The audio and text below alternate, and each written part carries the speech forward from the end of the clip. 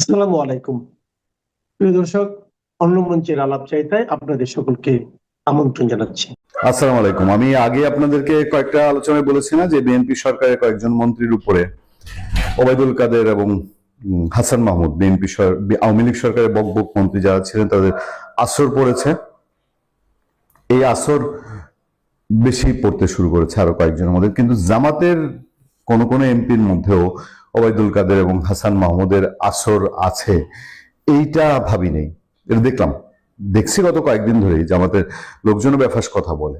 মানে তাদের জন্য তো বিরোধী দলে যাওয়াটাই সরকারি দলে যাওয়ার চেয়েও বড় কিছু, কারণ এই জায়গাটাও তো তাদের যেতে আগামী 50 বছর লাগার কথা যদি আওয়ামী লীগ ইলেকশনে থাকতো, আর যদি জাতীয় পার্টি ঠিকঠাক ভাবে ইলেকশন করতে পারতো। এই বিরোধী দলের গরমটাই ওনারা সহ্য করতে পারছেন কিনা। এই যে জামাতের আমির ডক্টর শফিকুর রহমান, উনি নানান টাইপের কাজ করে বসেন এবং বসার পরে আমরা শুনি যে ফেসবুক হ্যাক হয়েছে, টুইটার হ্যাক হয়েছে। তো একের পর এক আলোচনা জন্মই দিচ্ছে। একটা মানুষকে আপনি কখন নাস্তিক বলবেন আমাকে বলেন তো দেখি। নাস্তিক কে? নাস্তিকের সংজ্ঞা কি? আমি স্বঘোষিত নাস্তিক যদি হই, ঠিক আছে, আমি স্বঘোষিত, আমাকে আপনারা ধরলেন, কিন্তু ইসলামের দৃষ্টিতে সত্যিকার অর্থে কাউকে কি নাস্তিক আখ্যায়িত করা যায়? জায়েজ কিনা ওলামারা উত্তর দিবেন। কিন্তু আমরা সাধারণ অর্থে যদি বলি, আপনি যাকে ইচ্ছা তাকে চট করে আপনি নাস্তিক বলে দিলেন, এটা কি হয়? এবং কোনো যুক্তি খাটে না। যেই যুক্তিতে এই জামাতে ইসলামীর আমির হামজা, সে অনেক আগে থেকে সোশ্যাল মিডিয়ায় ভাইরাল, এবং তার কথাবার্তা নানান কিছু মাঝে মধ্যেই আপত্তি থাকে, বিতর্ক থাকে, সমালোচনা থাকে। ইকবাল হাসান মাহমুদ টুকু একজন সজ্জন রাজনীতিবিদ হিসেবে বাংলাদেশে পরিচিত।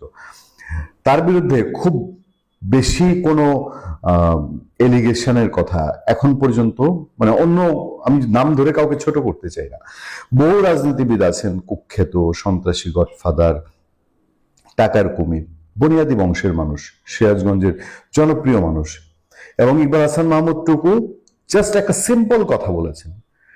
সত্যিকার অর্থেই তো ধর্ম ভিত্তিতে আমাদের বাংলাদেশ স্বাধীন হয়নি।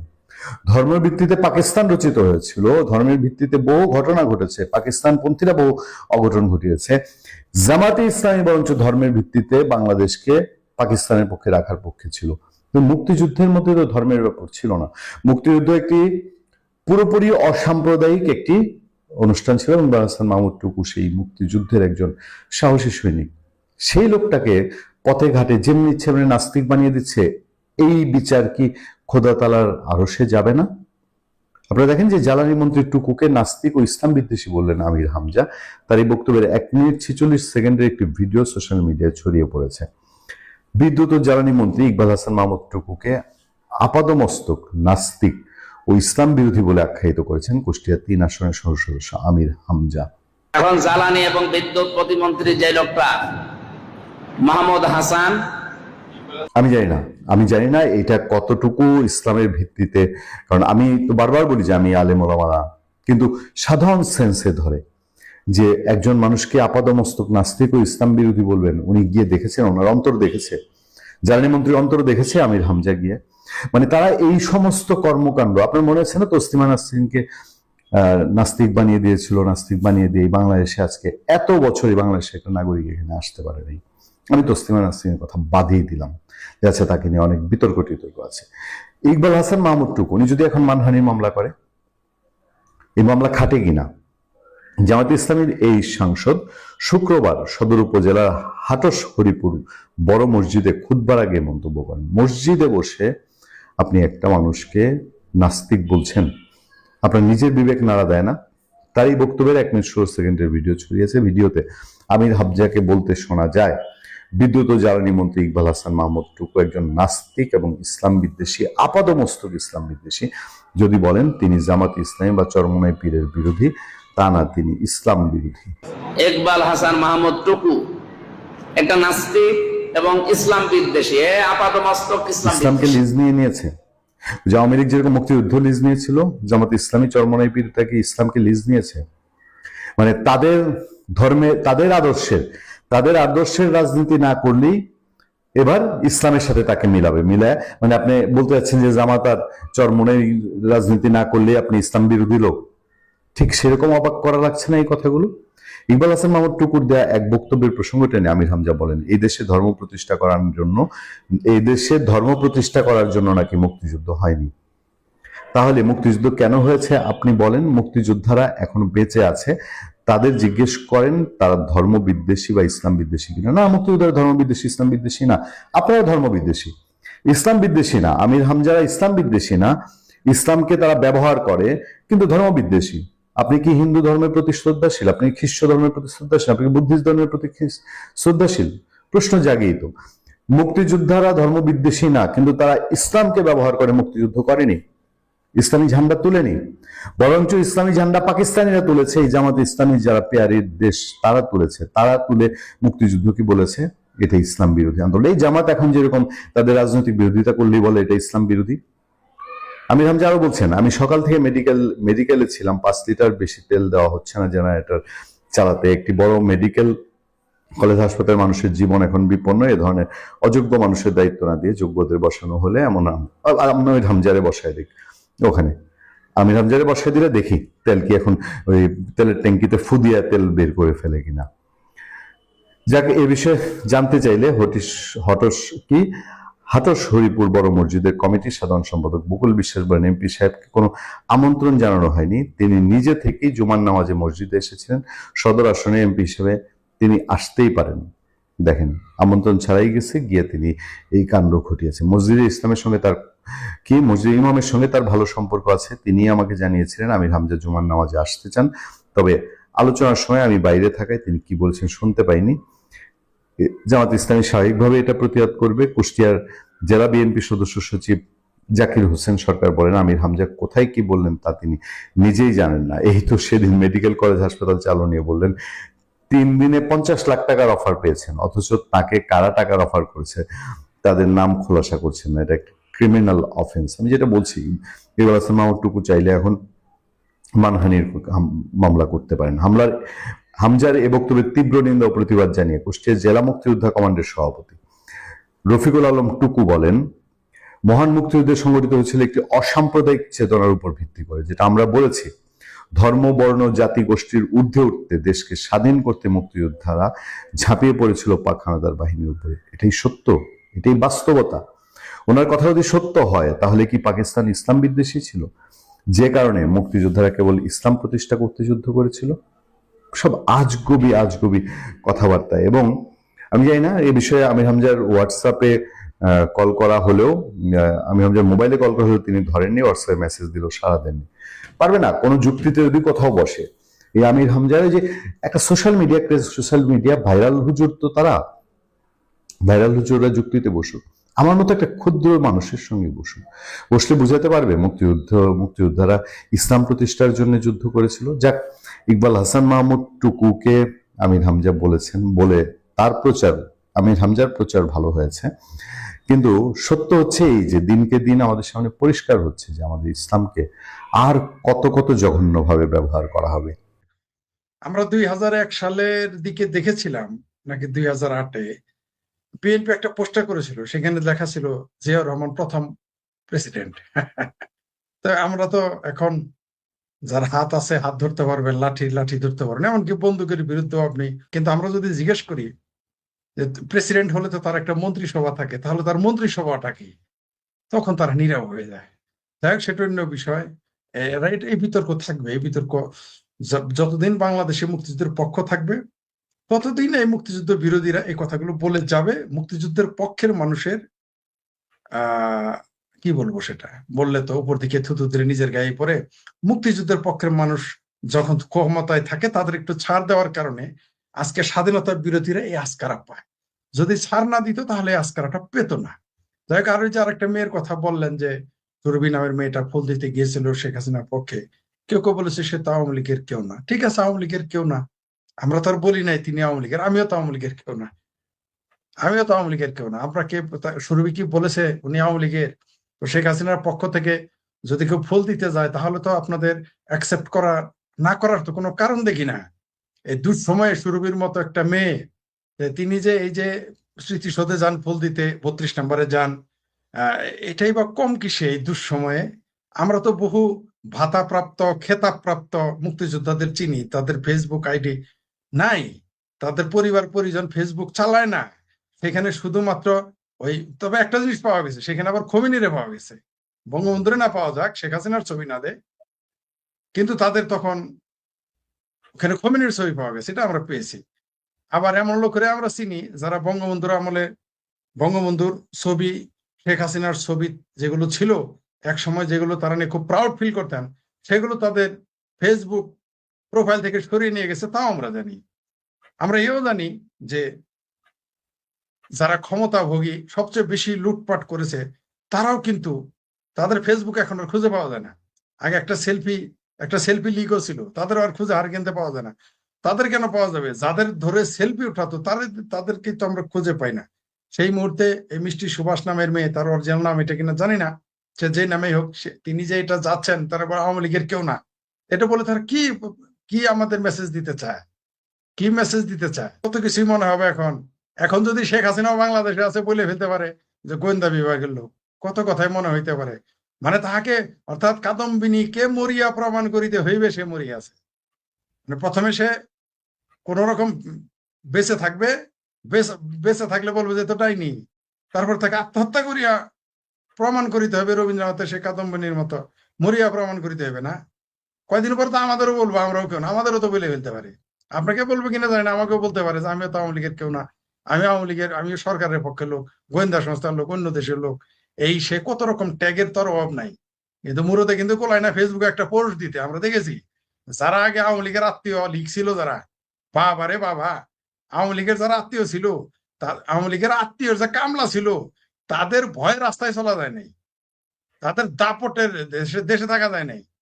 এখন ওই আত্মীয় নাই, কামলাও নাই, কামলার যে উস্তাদ ছিল তারাও কেউ নাই। কিন্তু এখন পক্ষে বলতে গেলেও দোষ, সেই জন্য মিষ্টি সুভাষের দোষ হয়েছে। আচ্ছা, ধরে নিলাম সে গোয়েন্দা সংস্থার লোক, ধরে নিলাম, এখন তো প্রমাণ হয় নাই। ততক্ষণ আপনি থাকেন, আপনি পরে বললেন সবকিছুই আপনারা যদি আগে বুঝেন তাহলে তো সমস্যা। যে বাংলাদেশে মৌলবাদীদের চিহ্ন 4টি, এটা কমিউনিস্ট পার্টিরা বলে না, ওই সিংহবাম আমরা তো বলবেই না। এটা ঘন ঘন এটা বেশি বেশি উদ্ধৃতি দেয় না, কারণ দিলে তো তাদের মুখোশ খুলে যায়। তিনি বলেছিলেন মৌলবাদের, বাংলাদেশের মৌলবাদের চারটা স্তম্ভ: শেখ মুজিবের বিরোধিতা করা, ভারতের বিরোধিতা করা, আওয়ামী লীগের বিরোধিতা করা, আর হচ্ছে নারী বিদ্বেষ। এগুলো তাদের থাকতে হবে। এটা হলো 4টা স্তম্ভ। এমনকি খুব সম্ভবত হায়দার আকবর খান রনু, কমরেড, আমার খুব প্রিয় মানুষ, পছন্দের মানুষ, যাকে আমি আইডল মনে করি, তার সন্তানের ওই কথাগুলো এখন আর বলতে লজ্জা পায়, বললে তো ধরা খেয়ে যায়, তারাও তো ধরা খেয়ে যায়। এই সিংকুপাম বর্তমানে উদ্দেশ্যে এখন টোটালি 90-80 থেকে, আমি আজকে পড়ে দিয়েছি, 80 থেকে 90% এটা সিংকুপামদের দখলে চলে গেছে। সিংকুপাম কারা?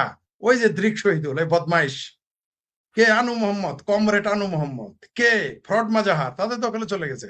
সিংকুপামের 3 কাম, ওই যে কমরেড, শ্রদ্ধেয় কমরেড হায়দার আকবর খান রনু যেটা বলেছেন যে মৌলবাদীদের 4টা চিহ্ন, তেমনি এইখানে সিংকুপামদের 3টা চিহ্ন পাবেন। এটা আমি আবিষ্কার করেছি, বারবার বলি আমি, কেউ বলে না। এই যে কায়ুম নাকি ফাইউম, ঘাওড়া কায়ুম, আর হলে যে জামশেদ জানোয়ার নাকি আনোয়ার নাকি কি নাম, এই বদমাইশ এই বাংলাদেশের প্রগ্রেসিভ রাজনীতির বুকে ছুরি মেরেছে। শুনেন, বাংলাদেশ আমি দেখছি সিংকুপামের আরেকটা চরিত্র, 3টা চরিত্র শুনেন।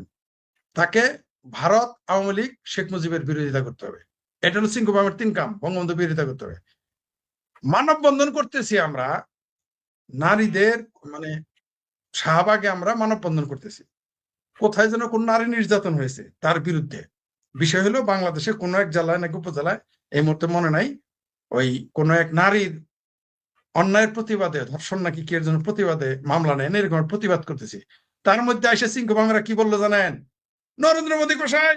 আচ্ছা ভাই, বাংলাদেশের মনে করেন জামালপুর, রাজশাহী বা কুমিল্লার কোন নারীর নিহত হয়েছে বা ধর্ষণ হয়েছে বা অবিচার হয়েছে, তার প্রতি আমরা তার ওখানে নরেন্দ্র মোদী কোষায় বলতে হবে কেন? আরে ভাই, শেখ হাসিনা পর্যন্ত যদি থাকতি, একটা কথা ছিল যে শেখ হাসিনার সরকার আছে, সরকার, ওর মধ্যে এসে বলতেছেন নরেন্দ্র মোদী কোষায়। আমি তখন যারা আয়োজক, এমন বেটি কি গুলো সিংকুমাম, তাও আবার হিন্দু, নামটা বললাম না, বুঝে নিয়েন, তাও আবার হিন্দু, বল নরেন্দ্র মোদী কোষায়। আচ্ছা, নরেন্দ্র মোদী কোষায় বলতে হবে কেন? ফিলিস্তিনি নিয়ে আলোচনা হইতেছে, ফিলিস্তিনির নিয়ে মানববন্ধন হচ্ছে শাহবাগে। ওমা, সেইখানেও বলতেছে, এটা 5-7 বছর আগের কথা, 10 বছর আগের কথা বলতেছি, সেখানে কেউ চিৎকার দেয়, কয় যে নরেন্দ্র মোদী কষাই। আচ্ছা, ফিলিস্তিনে মারামারি হইতেছে আজ থেকে 10 বছর আগে, সেটার মধ্যে নরেন্দ্র মোদী কষায়, মানে এরকম খাসিলত হিন্দু, কিন্তু তারা আবার এই কমরেড গুলো এরাই হচ্ছে চিঙ্কুবাম। এরা দেখবেন ভারত, হিন্দু, আওয়ামী লীগ, শেখ হাসিনা, 72 সংবিধান, মুক্তিযুদ্ধ কোনো না কোনো ভাবে এরা বিকৃত করবেই করবে। এরা হচ্ছে এরা জামাতের চাইতে জঘন্য। জামশেদ তপন এরা, এই কাফিরা, এই কমরেড কাফিরা, এরা শুধু বাংলাদেশের সমাজতান্ত্রিক আন্দোলনের পিছনেই ছুরি মারে নাই, এরা বাংলাদেশের মুক্তিযুদ্ধের বুকে আপনার আপনার 72 সংবিধানের বুকে এরা ছুরি মারতেছে। অথচ এরাও কিন্তু আবার জয় বাংলা স্লোগান দিয়েছে, এই যে শাহবাগের আন্দোলন সময়। এরা দেখবেন সবসময় না, যেখানে দেখিবে মধু সেখানে দৌড়ে যায়। এরা গ্লাস ব্যাংকে 6 আনা জরিমানা দিতে চায়। এরা মনে করে শেখ হাসিনার তারা কত কিছু পেয়ে গেছি, দিছে নাকি, এই যে হালুয়ারুটি দিছে নাকি, ওই যে কি ডিপ স্টেটে যা দিছিল তাই, ওই যে সব শিবিরদের চাইনা নিয়ে গেছে, একটা কমিউনিস্ট পার্টির লোক নিয়ে গেছে, একটা চিঙ্কুবাম নিয়ে, যারা এগুলো মানে গায়ে মারে না, আপনি মরো। এদের কথা হলো কি, আমার নাক কাটছি তাতে কি, ফজলু ভাইয়ের তার ফরিদের তো চাইতে দিলাম। তাদের পয়েন্ট হলো নিজের নাক কাটে দরকার হয় তারা অন্যের যাত্রা ভঙ্গ করবে, এই হচ্ছে চিঙ্কুবাম। চিঙ্কুবামেরা লজ্জায় ওইখানে যাইতে পারে না জামাতে ডাইরেক্ট, কিন্তু দেখবেন আগামী তারা সব জামাতে চলে যাবে।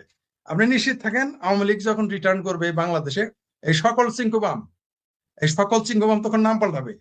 নাম পাল্টায় হয় জামাতে যোগ দেবে সরাসরি, আর না অন্য একটা ফন্ট তারা খুলবে। বাংলাদেশের কক্সবাজারের রামু সেনানিবাসী কি হতে যাচ্ছে মার্কিন ঘাঁটি? হঠাৎ এমন প্রশ্ন কেন উঠছে? এরপর আরো টেনশন আছে। যুক্তরাষ্ট্রের সঙ্গে কি এমন গোপন চুক্তি করে গেছেন স্বঘোষিত ভিভিআইপি ইউনূস, যা এদেশের মানুষ জানেন না, যা তারেক রহমানের নেতৃত্বাধীন বিএনপি সরকারের জন্য বিরাট হুমকি এবং গোপন ফাঁদ বলে মনে করছেন অনেকে। প্রধানমন্ত্রী তারেক রহমানের সহধর্মিণী জুবাইদা রহমানের যুক্তরাষ্ট্র সফরের নেপথ্যে কি কোনো ধরনের প্রক্সি কূটনীতি রয়েছে? অনেকেই এসব নিয়ে এখন কথা বলছেন। জানা দরকার এই প্রেক্ষাপটে কি করবে তারেক রহমানের নেতৃত্বাধীন বিএনপি সরকার, কোন পথে হাঁটবেন তারেক রহমান। আসসালামু আলাইকুম, স্বাগত লিডস নিউজে। সম্মানিত দর্শক, রামু সেনানিবাস মানে রামু ক্যান্টনমেন্ট বাংলাদেশের রাজনীতি এবং ভূ রাজনীতিতে কৌশলগত অত্যন্ত গুরুত্বপূর্ণ একটি কেন্দ্র, এটি আপনারা সবাই জানেন। একদিকে মায়ানমার সীমান্ত, দেশের অভ্যন্তরে রোহিঙ্গা সংকটের কেন্দ্রবিন্দু এবং বঙ্গোপসাগরের প্রবেশদ্বার, এই সব কিছুর কেন্দ্রবিন্দু হচ্ছে এই রামু এলাকা। রোহিঙ্গা ইস্যুর কারণে ইতিমধ্যেই কক্সবাজার এবং উখিয়ায় জাতিসংঘ ও বিদেশি সংস্থার প্রতিনিধিদের উপস্থিতি রয়েছে, এটা আমরা সবাই জানি। এবং এটাও জানি এদের অনেকেই আবার মার্কিন নাগরিক, অন্যান্য দেশেরও আছে। অনেকে এমনও বলেন ইউনূস এবং তার নিরাপত্তা উপদেষ্টা খলিলুর রহমানের, যিনি এই সরকারের এখন পররাষ্ট্রমন্ত্রী, এই দুজনের কারণে গত 18 মাসে মানে ইউনূসের 18 মাসে রামু সেনানিবাস কার্যত যুক্তরাষ্ট্রের অনানুষ্ঠানিক নিয়ন্ত্রণে ছিল, এটা অনেকে বলেন। কারণ বাংলাদেশের সংশ্লিষ্ট কর্তৃপক্ষকে অবহিত না করে, অর্থাৎ বুঝতে পারি সামরিক কর্তৃপক্ষকে অবহিত না করে রামু সেনানিবাসে অবাধ মার্কিন সামরিক কার্যকলাপের অনুমতি দেওয়ার অভিযোগ রয়েছে খলিলের বিরুদ্ধে। কথাগুলো একটু পুরনো, কিন্তু আজকের বিষয়ের সঙ্গে মিলে যাবে, আমি শুনতে অনুরোধ করছি।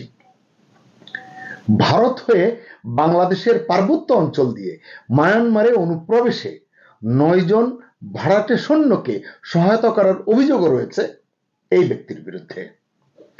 ইউনূসের সেই নিরাপত্তা উপদেষ্টা খলিলুর রহমান এখন তারেক রহমানের নেতৃত্বাধীন বিএনপি সরকারের পররাষ্ট্রমন্ত্রী। ফলে অনেক রাজনৈতিক বিশ্লেষকের মতে তারেক সরকার যুক্তরাষ্ট্রের প্রভাব এবং নজরদারির অধীনেই থাকছে বা রয়েছে, এটি অনেকেই মনে করছেন। দক্ষিণ এশিয়ায় যুক্তরাষ্ট্র নিজের কৌশলগত উপস্থিতি আরো শক্ত করতে চায়, এই কথা আমরা অনেকদিন ধরেই শুনছি। কিন্তু তাই বলে একটি স্বাধীন সার্বভৌম দেশে অর্থাৎ বাংলাদেশের কক্সবাজারে রামু ক্যান্টনমেন্টে অন্য একটি দেশ যত শক্তিশালী সে হোক না কেন তাকে ঘাঁটি গাড়তে হবে এবং এর প্রেক্ষাপট অগ্রপশ্চাৎ কেউ জানবে না, গোপনই হয়ে যাবে, মানে এই আসলে অনেক দুশ্চিন্তার জন্ম দেয়, অনেক প্রশ্নের জন্ম দেয়। এবং এ কারণেই আসলে বলতে চাই যে এজন্যই কি যুক্তরাষ্ট্র এখন এই যে একটি আপনারা জানেন অনেকে GSOMIA জিসোমিয়া এবং SESA চুক্তি স্বাক্ষরের জন্য বাংলাদেশকে চাপ দিচ্ছে। এই দুটি চুক্তি নিয়ে আমি বেশি কথা বলতে চাই না, আমরা অতীতে এই দুটি চুক্তি নিয়ে বিস্তারিত কন্টেন্ট করেছি, কষ্ট করে আপনারা চাইলে দেখে নিতে পারেন। জানা গেছে অতি সম্প্রতি সশস্ত্র বাহিনী বিভাগের principal staff officer lieutenant general Mir Mushfiqur Rahman সেনা প্রধান জেনারেল ওয়াকারুজ্জামানকে এই দুটি জিসুমিয়া এবং SESA এই দুটি চুক্তি সংক্রান্ত সর্বশেষ উদ্যোগ সম্পর্কে অবহিত করেছেন। বিশ্লেষকরা বলছেন চুক্তি দুটি সই হলে, যেটি যুক্তরাষ্ট্র অনেকদিন ধরেই চাচ্ছে, যুক্তরাষ্ট্রের সঙ্গে বাংলাদেশের প্রতিরক্ষা সহযোগিতা অনেক গভীর হবে, এখন যা আছে তার চেয়েও গভীর হবে। কিন্তু সমালোচকদের কারো কারো আশঙ্কা এই চুক্তি দুটি সম্পাদিত হলে বাংলাদেশে যুক্তরাষ্ট্রের সামরিক উপস্থিতি অনেক সহজ হয়ে যেতে পারে। তবে দেশবাসী আসলেই জানেন না এই চুক্তিগুলো কি আসলেই সহযোগিতা চুক্তি, নাকি এর পেছনে রয়েছে কোনো গোপন কৌশল। যুক্তরাষ্ট্রের নাগরিক বলে বহুল সমালোচিত মিস্টার খলিলুর রহমান এখন বাংলাদেশ সরকারের পররাষ্ট্রমন্ত্রী, আপনারা জানেন, একটু আগে আমিও বললাম। সেই পররাষ্ট্রমন্ত্রী হিসেবে আমরা শুনলাম বা জানলাম তিনি জাতিসংঘের সাধারণ পরিষদের সভাপতি হওয়ার জন্য দেশে বিদেশে প্রচারণা চালিয়ে যাচ্ছেন। এবং এটিও জানা গেল ইতিমধ্যে তিনি যুক্তরাষ্ট্র এবং যুক্তরাজ্যের সমর্থন পেয়েছেন। বলা বলি হচ্ছে খলিল সভাপতি হলে, জাতিসংঘের সাধারণ পরিষদের সভাপতিত্ব করবার এই পদ তিনি যদি পান, রোহিঙ্গা ইস্যুর আওতায় জাতিসংঘের পক্ষে রামু সেনানিবাসের নিয়ন্ত্রণ নেওয়া অনেক সহজ হবে। নিয়ন্ত্রণ আসলে সেভাবে তো নেবে না, মানে এটিকে ব্যবহার করে তারা তাদের যে কার্যক্রম সেটি চালাতে পারবে এবং সেই চালানোটা সহজ হবে। আমার ক্ষুদ্র বুদ্ধিতে আমি এটুকুই বুঝতে পারছি। এবং যুক্তরাষ্ট্র দক্ষিণ এশিয়ায় বাংলাদেশকে একটি চীন বিরোধী প্রক্সি এবং স্যাটেলাইট স্টেটে পরিণত করতে যে চায় বা এরকম একটি কথা শোনা যায়, সেটি তারা সহজে করতে পারবে। এদিকে জানা গেছে গত 25 মার্চ মার্কিন রাষ্ট্রদূত ব্রেন্ট ক্রিস্টেনসেন আমাদের সেনাপ্রধান জেনারেল ওয়াকারুজ্জামানের সঙ্গে বৈঠক করেছেন। বৈঠকের অনেক ইস্যু আছে, এটি নিয়ে হয়তো আমি আরেকটি কন্টেন্ট করব। সেনাপ্রধান জেনারেল ওয়াকার মার্কিন যুক্তরাষ্ট্রে যাচ্ছেন, সেটি কেন যাচ্ছেন তার প্রেক্ষাপট নিয়ে হয়তো আরেকটি কন্টেন্ট আমি করতে পারি। তবে এই যে কথা বলেছেন, মানে এই কারণেই বললাম যে এইসব বৈঠকের বা এইসব আলোচনার মানে আনুষ্ঠানিক তেমন স্বীকৃতি কিন্তু আপনি কোথাও খুঁজে পাবেন না। তবু শঙ্কা, বাংলাদেশ কি ধীরে ধীরে ওই বড় শক্তির কৌশলগত ঘাঁটিতে পরিণত হচ্ছে, এই প্রশ্নটি কিন্তু অনেকের মনে। ঠিক আবার এই সময়ই বর্তমান প্রধানমন্ত্রী তারেক রহমানের সহধর্মিণী জুবাইদা রহমানের যুক্তরাষ্ট্র সফরও অনেকের মনে প্রশ্নের জন্ম দিয়েছে। হ্যাঁ, আমরা জেনেছি, বলা হয়েছে যে এটি একটি আমন্ত্রণ ভিত্তিক সফর। তো যতই বলা হোক, মার্কিন ফার্স্ট লেডি মেলানিয়া ট্রাম্পের আমন্ত্রণে জুবাইদা রহমান যুক্তরাষ্ট্রে গেছেন, একটি গ্লোবাল সামিটে অংশ নিয়েছেন তিনি, সেটিও আমরা দেখেছি সোশ্যাল মিডিয়ার কল্যাণে বা এই তথ্য প্রবাহের এই সুবিধার কারণে। কিন্তু রাজনৈতিক মহলের একাংশ এটিকে প্রক্সি কূটনীতি হিসেবে দেখছে। তারা বলছেন হয়তো পর্দার আড়ালে বড় কোনো সমঝোতার চেষ্টা চলছে। কি সমঝোতা আদৌ চলছে কিনা সেটি আমি বলতে পারছি না, কারণ এটি সরকারের ভেতরে যারা আছেন তারা ভালো বলতে পারবেন।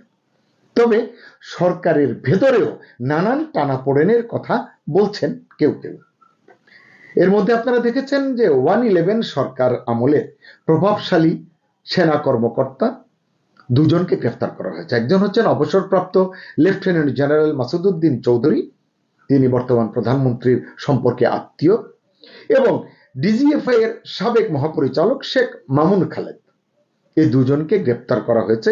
এই গ্রেপ্তারকে অনেকে বলছেন, এটিকে দেখছেন তারা আসলে প্রতিশোধ হিসেবে, আইনের শাসন হিসেবে দেখতে নারাজ অনেকে। কারণ কি, অভিযোগ রয়েছে ওই সময়ে মানে 111 এর সময় বর্তমান প্রধানমন্ত্রী তারেক রহমান দুর্নীতি, হত্যা সহ অন্যান্য গুরুতর অভিযোগে গোয়েন্দা হেফাজতে নির্যাতনের শিকার হয়েছিলেন।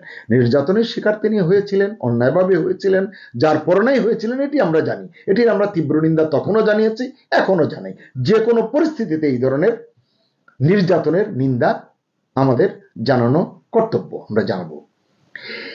কিন্তু প্রশ্ন করব যে এই গ্রেপ্তার আসলে কি ইঙ্গিত দিচ্ছে? এই যে দুজনকে গ্রেপ্তার করা হলো, শোনা যাচ্ছে আরো কাউকে কাউকে গ্রেপ্তার করা হতে পারে।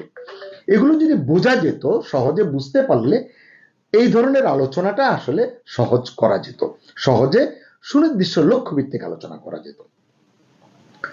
সুপ্রিয় দর্শক, আপনাদের নিশ্চয়ই মনে আছে এক সময় দুর্নীতি এবং অর্থ পাচারের অভিযোগে বাংলাদেশের বিভিন্ন আদালতে তারেক রহমানের নাম উঠে এসেছিল। যথাযথভাবে আসুক বা চাপ প্রয়োগ করে আসুক, কিন্তু নাম উঠে এসেছিল। যুক্তরাষ্ট্রের ফেডারেল সংস্থার এক কর্মকর্তা বাংলাদেশে এসে ওই সময় এসব অভিযোগ নিয়ে সাক্ষ্য দিয়েছিলেন, যা তখন বেশ আলোচিত হয়েছিল, গণমাধ্যমে সেগুলো এসেছিল। যদিও রাজনৈতিক পালাবদলের পর 2024-এর 5 আগস্টের পর ধারাবাহিকভাবে বাংলাদেশের আদালতে বিভিন্ন মামলা সাজা যে পেয়েছিলেন তিনি, সেই সাজা থেকে অব্যাহতি পেয়েছেন তারেক রহমান। তবু এফবিআই এর নথিতে তিনি নাকি এখনো অভিযুক্ত হিসেবে তালিকাভুক্ত রয়েছেন। এটি আসলে আমি ক্রস চেক করতে পারিনি। তবে জুবাইদা রহমানের যুক্তরাষ্ট্র সফরের সঙ্গে এই অভিযোগ নিষ্পত্তির কোনো উদ্যোগ আছে কিনা, থাকবে কিনা, এটি তাই দৃঢ়ভাবে বলা মুশকিল। আচ্ছা, যুক্তরাষ্ট্রের সঙ্গে মিস্টার ইউনূসের সম্পর্ক বা যোগাযোগের কথা যদি ভাবি, আমরা যা দেখেছি গণ আন্দোলনের আগে এবং তার দায়িত্ব গ্রহণ করার পরে, অনেকে বলছেন তার ক্ষমতা দখলের পরে, তারপরে আছে ডিপ স্টেটের ষড়যন্ত্র এবং তারেক সরকারের খলিলুর রহমানের নিরাপত্তা, মানে যিনি উপদেষ্টা ছিলেন ইউনূস সাহেবের, তারেক সরকারে পররাষ্ট্রমন্ত্রী হওয়ার পেছনে ইউনূসের হাত কতখানি, যুক্তরাষ্ট্রের চাওয়া কতখানি, নাকি পুরোটাই বিএনপিরই কোনো গুপ্ত পরিকল্পনা? এসবের ফলে যুক্তরাষ্ট্রের কাছে তারেক রহমানের অতীত অবস্থান কি সহসাই বদলাবে? মানে যদি বিএনপি কোনো গুপ্ত পরিকল্পনার আওতায় খলিলকে নিয়ে সামনে যে এগোচ্ছে, এর বিপরীতে কোনো সুফল তারা পাবে কিনা এটি বলা যাচ্ছে না। কিংবা খলিলুর রহমানের মনে আর কি কি এজেন্ডা আছে, জাতি কি তা কখনো জানতে পারবে? গত 18 মাসে তো আমরা জানতে পারিনি, এখন জানতে পারবো কিনা তাও জানি না। বিশ্লেষকরা মনে করছেন এসব ইস্যু কূটনৈতিক টেবিলে তারেক এবং তার সরকারের জন্য বাড়তি চাপের উপাদান হিসেবে কাজ করতে পারে, মানে এটা প্রেসারে রাখা। ফলে আগামী দিনে পরিস্থিতি যদি আরো জটিল হয়ে ওঠে, তখন এটা কতটা সামাল দিতে পারবে তারেক নেতৃত্বাধীন সরকার? কারণ সত্যি তো আমরা জানি না ইউনূস কি কি জটিল ফাঁদ রেখে গেছেন তারেক রহমানের জন্য। ক্ষমতায় বসার আগে তারেক রহমান কি সব জেনে বুঝে নিয়েছেন, নাকি পররাষ্ট্রমন্ত্রীর চেয়ারে খলিলুর রহমানকে মেনে নেওয়ার মধ্যে দিয়ে তারেক রহমান আগেভাগেই বৈদেশিক শক্তির ইচ্ছার কাছে সারেন্ডার করে বসে আছেন? এসব প্রশ্ন আপাতত ছোট মনে হতে পারে অনেকের কাছে, কিন্তু এগুলোর সুদূর প্রসারী প্রভাব কিন্তু ফু দিয়ে উড়িয়ে দেওয়ার উপায় নেই বলে মনে হয়। তাই সাম্প্রতিক যে প্রশ্নগুলো, যে বিষয়গুলো নিয়ে আমি কথা বলছি, এগুলোকে যদি আমি সংক্ষেপে বুলেট পয়েন্ট আকারে দেখতে চাই, তাহলে কি দেখতে পাবো? যদি দেখি, মার্কিন রাষ্ট্রদূতের সঙ্গে সেনাপ্রধানের বৈঠক হতে পারে, মানে সময়ের কারণে এটি আলোচিত হচ্ছে। 2, সাবেক সেনা কর্মকর্তাদের একের পর এক গ্রেপ্তার যে করা হচ্ছে, এটির অভিঘাত। 3, রাজনীতিতে জামাত এনসিপির সঙ্গে একটা টানাপোড়েন লক্ষ্য করা যাচ্ছে। বাংলাদেশের ভেতরের শক্তি কাঠামোতে মানে এই ধরনের যে টানাপোড়েন, এটা কি ধরনের চাপ তৈরি করছে, কিংবা আদৌ চাপ তৈরি করছে কিনা? যদি চাপ তৈরি করে, তাহলে প্রশ্ন হলো তারেক রহমানের নবীন সরকার এসব ইস্যুতে কি করবে, কি পদক্ষেপ নেবে? এটি কিন্তু আমরা জানতে চাইতেই পারি। তারেক সরকার কি যুক্তরাষ্ট্রের সঙ্গে ঘনিষ্ঠ প্রতিরক্ষা সম্পর্কের দিকে এগোবে?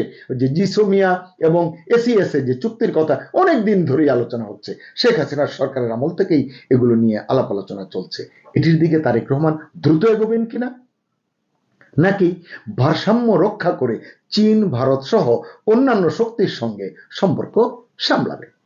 কারণ এটি শুধু কূটনৈতিক প্রশ্ন বা সিদ্ধান্তের বিষয় নয়, এটি বাংলাদেশের ভবিষ্যৎ অবস্থান নির্ধারণের প্রশ্ন। শেষ করব, রামু সেনানিবাস সত্যিই কি কোনো বৈশ্বিক খেলার কেন্দ্রবিন্দু হতে চলেছে?